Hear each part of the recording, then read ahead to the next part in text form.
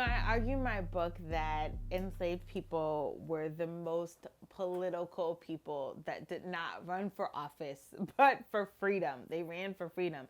Everything enslaved people did to push back against their enslavement uh, caused political and even economic, reverberations throughout the country.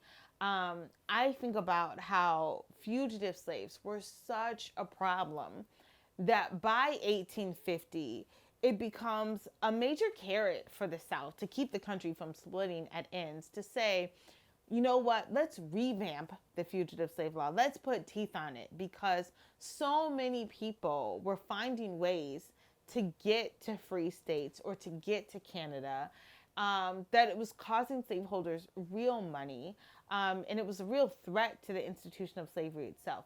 Now, it's not easy to escape. It's very, very difficult, and very few people manage to be able to do it and not get caught. But for those who did, it was a game changer, and it inspired other people to do the same thing. So when I look at resistance, I'm not necessarily just looking at rebellions. Rebellions are important, but they're often overthrown, they're often outnumbered, and ill-equipped to really be successful.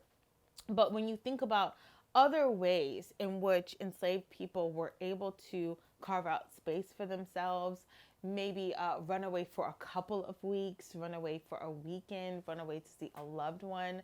Truancy is what we call this. We might hear this in school when you're truant. You show up late or you've missed multiple days of school. It's the same thing in slavery. Not all people could run away forever, but some people could carve out a few days or space for them, or maybe their loved one was enslaved in a plantation 20 miles away, and they would run away to spend a few hours with them and then run back.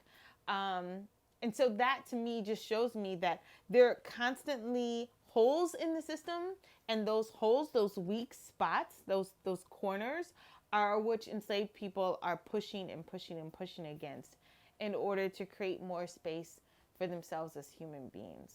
And that's so important. Yeah.